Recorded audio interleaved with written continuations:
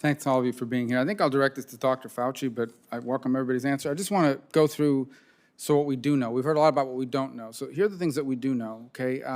So SARS-1, we identified the host animal within 4 months. MERS, I believe we identified the host animal within 9 months. It's now been 15 and a half, 16 months. We've still not seen, and China's not produced any evidence of the host animal that transmitted COVID-19 to a human. We know that China has a history of lab accidents. I think, Dr. Fauci, you answered Senator Graham's question. I think he phrased it as, has there ever been a pandemic that came out of a laboratory? And the answer was no. But we do know of outbreaks that came out of a laboratory. I believe back in 2004, 2 researchers in Beijing were infected doing research on SARS and led to an outbreak. China has a history of lab accidents. This outbreak happened in a city that happened to be the home, coincidentally, of a lab which we know is involved in extensive research. And what they do is they take this naturally occurring virus and they manipulate it and they change it to make it infectious to humans. We know that they do that there. They've published about it.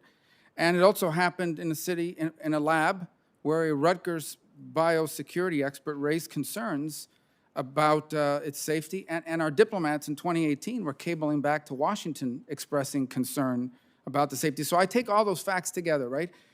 SARS, we knew the host in 4 months. MERS, we knew the host in 9. We still don't know the host for COVID, even though, and China's not being transparent about it, even though they have a vested interest in producing the host, so they can put all those down. In a lab that we know is involved in changing viruses synthetically so that they become infectious for humans, in a lab that diplomats have told us is unsafe, and a country that had a history of lab leaks.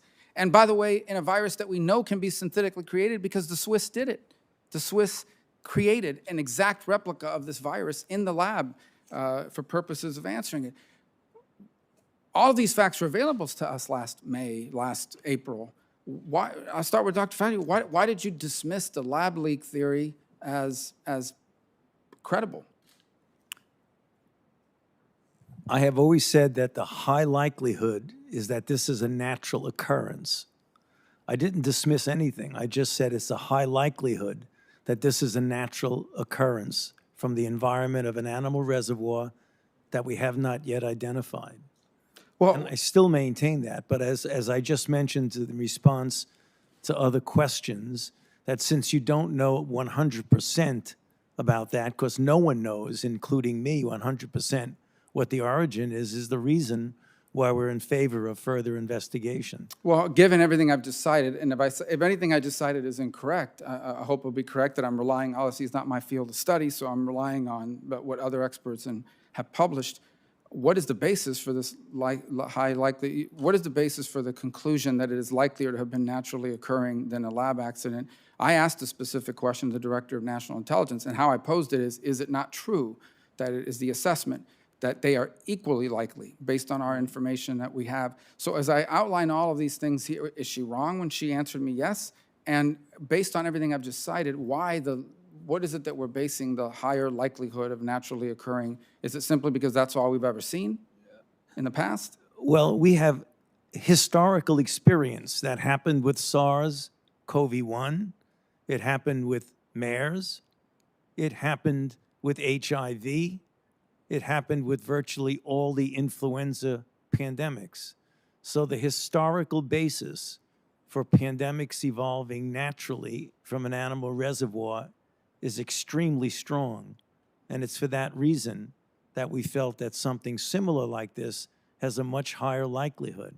But again, getting back to what I said, and let me repeat so there's no lack of clarity in that, no one knows, not even I, 100% at this point, which is the reason why we are in favor of further investigation. But going back to precedent, the precedents require them to be similar. The difference between this one and that one is, as I said, 4 months we knew the host for SARS, 9 months we knew the host for MERS.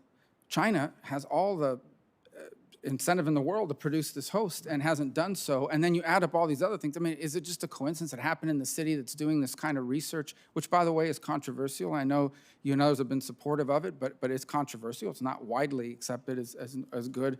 My whole point is there are people out there who had Facebook posts taken down, were called kooks, conspiracy theorists, for saying publicly a year ago what we now say may be possible. And I think those people deserve an apology at a minimum. Thank you.